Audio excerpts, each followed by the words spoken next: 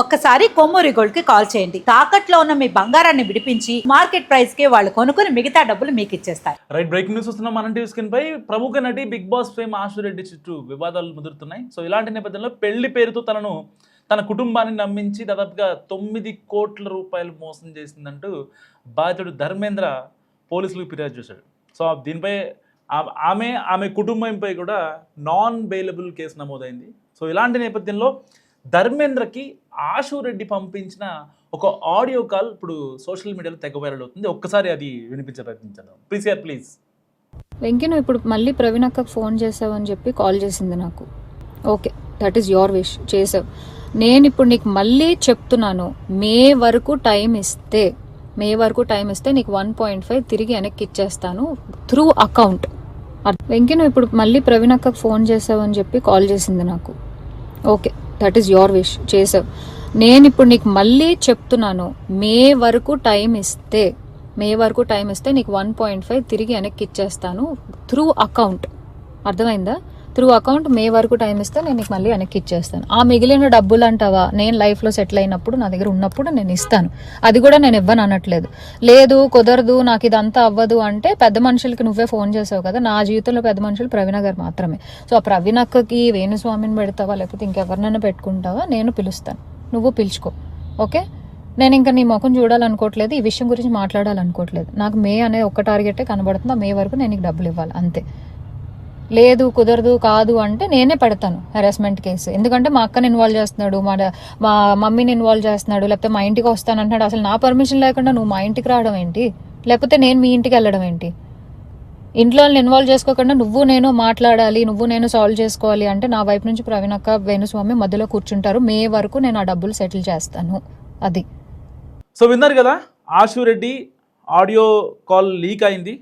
So నా మాట వినకుంటే అంతే సంగతులు అంటూ తన ప్రియుడు లాంటి ఎన్ఆర్ఐ ధర్మేంద్రకి ఆవిడ ఒక స్ట్రాంగ్ మెసేజ్ ఇచ్చింది, ఒక వాయిస్ పంపించింది.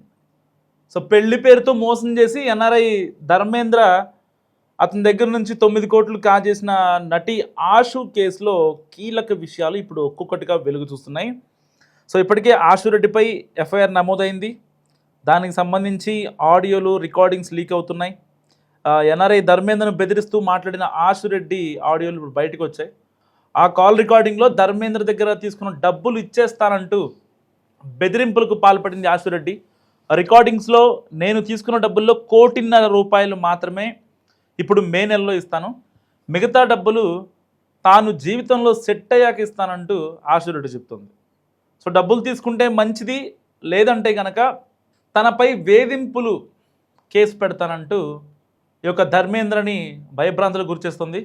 నాకు మే నెల వరకు సమయం ఇస్తే 1.5 కోట్ల రూపాయలు ఇస్తాను, మిగిలిన డబ్బులు సెట్ అయ్యాక లైఫ్లో సెటిల్ అయ్యాక ఇస్తాను, తాను చెప్పే విధంగా వింటే మంచిది, లేదంటే కనుక ఇబ్బందులు గురిచేస్తా, నా పర్మిషన్ లేకుండా మా ఇంటికి వచ్చి మా అక్కని మా పేరెంట్స్ని ఇబ్బంది పెడుతున్నామని కేసు పెడతా. సో నేను చెప్పినట్టు వినకుండా మధ్యలో పెద్ద మనుషుల మధ్య ఒప్పందం చేసుకుంటావా? సో ప్రవీణ అక్క ఇంకా వేణుస్వామిలతో, ప్రవీణ అంటే ఈ యొక్క సీరియల్ నటి ప్రవీణ, సో ప్రవీణ అక్క అండ్ వేణుస్వామితో కలిసి రాజీ చేసుకుందాం, అసలు నాకు నీ ముఖం చూడడానికి కూడా ఇష్టం లేదు, అసలు ఈ మ్యాటర్ గురించి మాట్లాడడం ఇష్టం లేదు, నాకు ఏదైనా ఉంటే సెటిల్ చేసుకుందామని ఆశు రెడ్డి బెదిరిస్తోంది. మరి రేపొద్దున ఆవిడ మీడియాను అడ్రస్ చేసిన తర్వాత ఈ కాల్ నాది కాదు అన్నా కూడా ఆశ్చర్యం లేదు. ఎందుకంటే నటి ఆశు రెడ్డి ఆల్రెడీ ఒక స్టోరీ పెట్టింది. ఏదైతే ధర్మేంద్ర వాళ్ళ ఫాదర్ సత్యనారాయణ షేక్పేట్ పోలీసులకి స్టార్టింగ్లో ఫిర్యాదు చేసినప్పుడు ఆశు రెడ్డి ఒక స్టోరీ పెట్టింది ఇన్స్టాగ్రామ్లో. ఎవరైతే నా మీద తప్పుడు వార్తలు రాస్తారో, తప్పుడు కథనాలు ప్రచురిస్తారో వాళ్ళపై నేను లీగల్గా వెళ్తాను అని చెప్పి కూడా చాలామందిని బెదిరించింది. సో దాని తర్వాత పోలీస్ స్టేషన్ సిసిఎస్లో నమోదైనటువంటి ఎఫ్ఐఆర్ ఆధారంగానే అందరూ మాట్లాడారు. ఇప్పుడు కట్ చేస్తే ఏదైతే ధర్మేంద్ర తాను పంపించిన వెస్ట్రన్ యూనియన్ మనీ ట్రాన్స్ఫర్ కానీ లేకపోతే తన బ్యాంక్ అకౌంట్కి కానీ పంపించినటువంటి నగదుని, దాదాపు 9 కోట్ల నగదుని, అయితే వాట్సాప్ స్క్రీన్ షాట్స్ కావచ్చు, ఫుల్లీ పెయిడ్ ఫర్ అపార్ట్మెంట్, ఇలాంటివి అయితే వాళ్ళిద్దరి మధ్య ట్రాన్సాక్షన్ సంబంధించినటువంటి మెసేజ్లు బయటకు వచ్చాయో, సో మొత్తం కూడా ఓకే ఆశురెడ్డి ఏదో చేసింది అనే భావన అందరిలో కలిగింది. సో దీని తర్వాత ఇప్పుడు ఈ యొక్క ఆడియో బయటికి రావడం, తనని వేధించడం, ఇలాంటివి బయటకు వచ్చాక ఇప్పుడు ఆశురెడ్డి నిజంగానే తప్పుకి పాల్పడిందా అనేది ఇప్పుడు చాలామంది ఆలోచిస్తున్నారు. సో వాస్తవం మీరేమనుకుంటున్నారు? మరి ఆశురెడ్డి నిజంగానే తప్పు చేస్తున్నాను అనుకుంటున్నారా? మస్తుగా కామెంట్ చేసే ప్రయత్నించండి. అండ్ ఈ కేసులో ఇప్పుడు వివాదాల జ్యోతిష్కుడు వేణుస్వామి ఈ కేసులో కూడా ఎంట్రీ ఇచ్చారు. బేసిక్గా ఎవరైనా కొత్త జంట పెళ్లి చేసుకున్నా, లేకపోతే కొత్త జంట పెళ్లి చేసుకుంటారనే వార్తలు వచ్చినా వేణుస్వామి అక్కడ వాలిపోతారు. పోనీ ఏదన్నా ఎలక్షన్స్ జరుగుతున్నా, ఏది జరిగినా సరే వేణుస్వామి తనదైన మార్క్ వేసుకుంటారు. అక్కడ ట్రోలింగ్ గురైనా, ఎవరన్నా ఈ వేణుస్వామిని అబ్యూస్ చేసినా, ఏదైనా సరే భరిచ్చేస్తారు ఆయన. ఎందుకంటే ఈయనకు ఒక ఫేమ్ కావాలి మీడియాలో, ఒక అంటే నేను కూడా ఉన్నా అనే ఒక ఇది జనాల్లో కనిపించుకోవాలి బేసిక్గా ఆయన.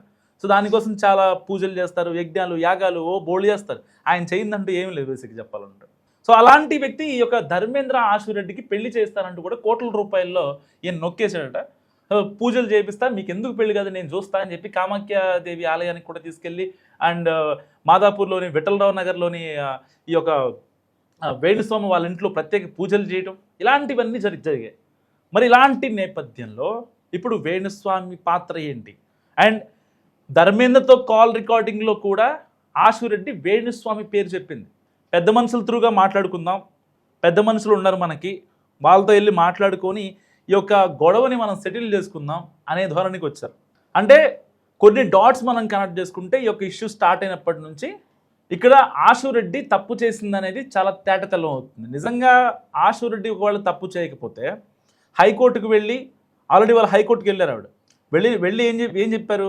నా మీద ఎలాంటి ప్రాపర్ విచారణ జరగకుండానే, నన్ను కనీసం నువ్వు తప్పు చేసావా లేదు అనకుండానే, ఎలాంటి ట్రాన్స్పరెంట్ ఎంక్వైరీ జరగకుండానే నువ్వు తప్పు చేసావని చెప్పి నా మీద నాన్ బెయిలబుల్ వారెంట్ వేస్తే ఎలా, వన్ సైడ్ విచారణ ఎలా ఉంటుంది అని చెప్పి ఆవిడ హైకోర్టులో పిటిషన్ వేశారు.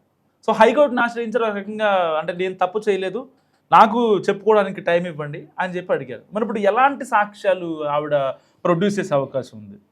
న్యాయస్థానం నమ్మేది ఆధారాలు, సాక్ష్యాలు, టెక్నికల్ ఎవిడెన్స్, ఇవి కావాలి. సో ఇప్పుడు ఇక్కడ ధర్మేంద్ర చాలా క్లియర్గా ఉన్నాడు.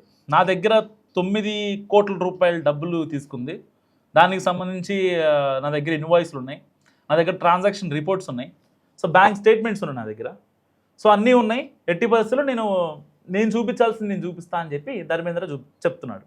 ఇక్కడ ఆశురెడ్డి ఏం చెప్తుంది? ఎవరితో ఉన్నా పెద్ద మనుషులు వెళ్ళి మాట్లాడుకుందాం, అనవసరంగా నా ఫేమ్ని డీఫేమ్ చేయమాకు, ఒకవేళ నువ్వు అట్లా చేస్తే కనుక నేను నీ మీద హత్యాయత్నమో ఇంకోటి ఏదో ఒకటి పెడతాను, మా ఇంటికి వచ్చి డొమెస్టిక్ వైలెన్స్ ఉంటాయి కదా, ఇంటికి వచ్చి ఇంట్లో ఆడవాళ్ళని ఇబ్బంది పెట్టడం, ఇలాంటి డొమెస్టిక్ వైలెన్స్, సో ఆ కేసు పెడతానంటూ ఆశురెడ్డి బెదిరిస్తుంది. మరి ఇక్కడ తప్పెవరిది అసలు? మోసం చేసిన వాళ్ళదా, మోసపోయిన వాళ్ళదా? లేదంటే మోసం చేసేవాళ్ళు ఉన్నంత వరకు మోసపోయిన వాళ్ళు తప్పు కాదా? అంటే వాళ్ళకి న్యాయం వర్తించదా?